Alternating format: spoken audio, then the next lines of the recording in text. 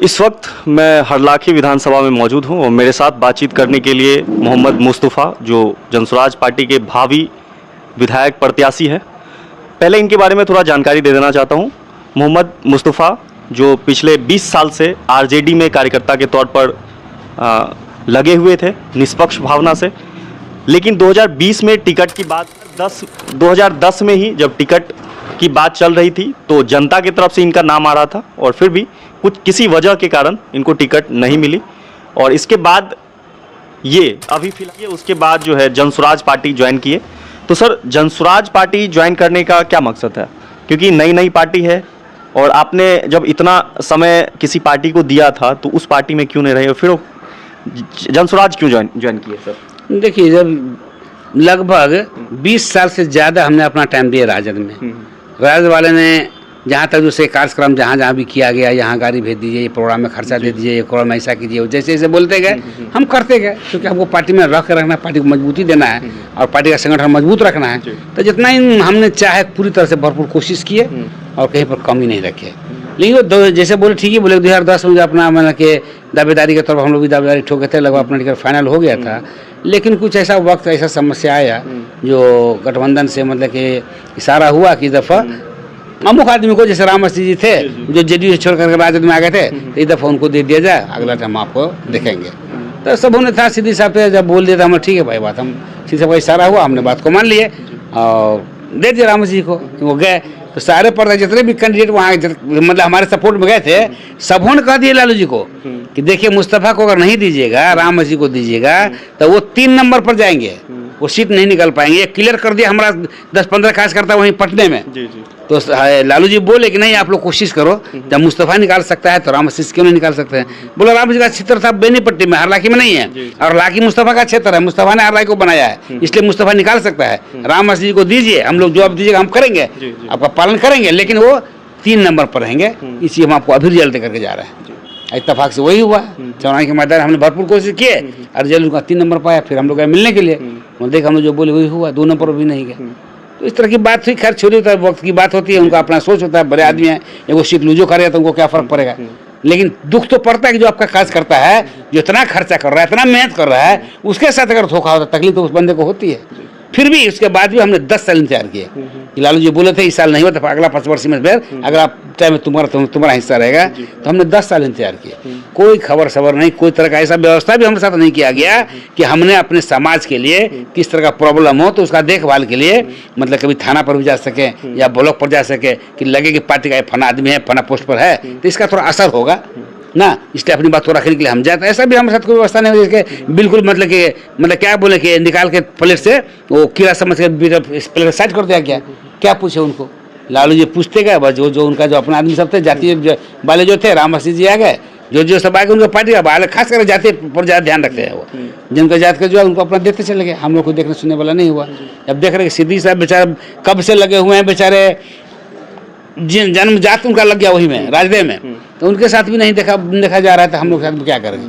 बहरहाल हमको अच्छा नहीं लगा, तो प्रशांत किशोर जी अपना पदयात्रा दौरा किए थे, तो हमें दावे पर आए, यहाँ प्रोग्राम रखे, मीटिंग रखे, हमको तलाश से हमने मिले और उन्होंने की बात जब हमको से वो बात उनकी हुई तो उनका बात बहुत ही अच्छा लगा और इसको मीटिंग में रखे। वो अपने मीटिंग से भी जितने करीब 400-500 आदमी जमा हो गए उस मीटिंग में, पूरे पंचायती के आदमी जमा हो गए। इन्होंने अपना जो वक्ता दिए उससे सारे समाज बहुत प्रभावित हुए। अब बोला नहीं, सबको तो हमने मौका दिए हैं, इस बार हम प्रशांत किशोर को मौका देंगे और हमको बहुत सारा मान सम्मान उनको दिए, हमको बहुत मान सम्मान दिए। बोला आपके साथ जो भी होगा उसका जिम्मेदार हमारा होगा, हम समझेंगे आपको और आपको हम भरपूर से जो सपोर्ट करेंगे, हर दृष्टि सपोर्ट करेंगे, इसलिए हमको हमारा साथ दीजिए। और हम इसलिए जो है उनका आपका समाज में जो योगदान है, जिसके चलते प्रशांत किशोर जी खुद आपके गांव तक आए, आपके दरवाजे तक आए आपसे मिलने के लिए, तो क्या लगता है इस बार भी हरलाखी विधानसभा से 3 से 4 उम्मीदवार है जो दावा ठोक रहे हैं हमें टिकट मिलेगा, उस बीच में आप अपने आप को कितना मजबूत दावेदार देखते हैं? प्रशांत किशोर जी भी आपको आश्वासन दिए हुए हैं कि आपको मौका मिलेगा। जी देखिए, दावेदारी के नाते हम लोग तो जितने भी प्रत्याशी हैं 5-6 ठो हैं, तो सबका अलग अलग कुछ मत हो सकता है, लेकिन हम तो देखते हैं सब लगे हुए हैं कि हम तो एक कार्यकर्ता हैं, कार्यकर्ता भी अपना कार्यक्रम को हम संभाल रहे हैं और वादा तो किए हैं कि ठीक है जैसे मौका आएगा तो हम आपको देखेंगे। अब देखते हैं, अपना कर्तव्य तो कर रहे हैं। अब वो अलग कमाने वाले आदमी हैं ना, पहुंचे हुए आदमी हैं, पॉलिटिकल आदमी हैं, अब वो अपने सर्वे में जो अच्छा उनको लगे उनको सिलेक्शन करेंगे और जिनको भी सिलेक्शन करेंगे हम लोग सब मिलकर भरपूर समर्थन देंगे। आज जनसुराज के पार्टी की तरफ से आज कार्यक्रम रखा गया था जिसमें प्रदेश अध्यक्ष भी आए हुए थे। किस तरह से देखते हैं यहाँ पर, क्या कुछ उद्देश्य से ये कार्यक्रम कराया गया आपके क्षेत्र में? जी, वो तो आए प्रदेश अध्यक्ष जी मनोज कुमार भारती जी, वो आया, प्रोग्राम रखा गया उनके तूफैल में, बाकी सारे कार्यकर्ता वहाँ मौजूद थे, अनुमंडल अध्यक्ष, प्रखंड अध्यक्ष सब मौजूद थे। पब्लिक भी लगभग काफ़ी थी। और जब उनका उद्देश्य रहा, उनकी बात तो रखा गया, तो सारा पब्लिक ने आश्वासन दिया कि ठीक है, इस बार हम भी चाहते हैं बदलाव, और सारा पब्लिक का समर्थन हुआ कि हम इस बार आपके साथ हैं, चाहे वो मुस्लिम हिंदू हो, जो भी हो, उनके अंदर में भेदभाव नहीं है, जातिवाद नहीं है, और छोटा बड़ा की जातिवाद नहीं, कोई नहीं है, वो सबों का मान सम्मान एक जैसा है, और सबों को एक दृष्टिकोण से देखे। बोले जितने छोटे होंगे, शायद जो 4-5 मुद्दे जो रखे हैं कि 12 साल के बच्चे का पढ़ाई लिखाई हम फ्री देंगे, हैं बुजुर्गों को जो है कि बुढ़ा पेंशन जो होता है वो 2500 2,000 रुपया, 2000, हाँ 2,000 रुपये वृद्धा पेंशन देंगे, जो अभी 400 रुपये मिल रहा है। तो कम से कम 2,000 से इतना तो होगा कि चापा का व्यवस्था उनको होगा। प्लानिंग जो बच्चे लोग घर छोड़कर बाहर जा रहे हैं नौकरी करने के लिए, तो 10 से 15,000 का व्यवस्था उनको घर पर करके देंगे।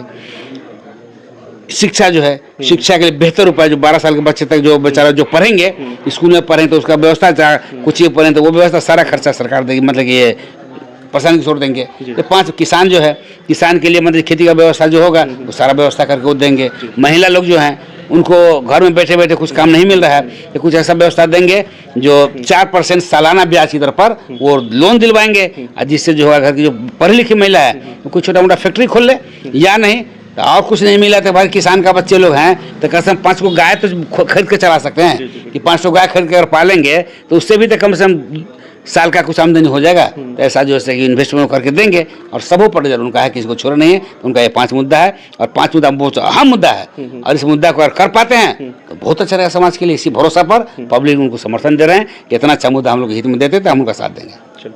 अब आप देख रहे थे अभी हरलाखी विधानसभा के भावी प्रत्याशी जनसुराज पार्टी से मोहम्मद मुस्तफ़ा जी से बातचीत हो रही थी। उन्होंने बताया जो प्रशांत किशोर जो जनसुराज पार्टी के सूत्रधार हैं, उनके जो 5 सूत्रीय एजेंडा है, शिक्षा, स्वास्थ्य, बेरोजगारी, पलायन, महिला सशक्तिकरण, उन चीज़ों को लेकर के जमीनी स्तर पर काम कर रहे हैं। और टिकट की बात रही तो टिकट आलाकमान ही तय करते हैं, तो इनको जो है जरूर आगे नाम इनका लाया जाएगा। आप लोग वीडियो को ज़्यादा से ज़्यादा शेयर कीजिए। आप क्या सोचते हैं इस पूरे बातचीत पर कमेंट करके जरूर बताइए। आपका बहुत बहुत धन्यवाद।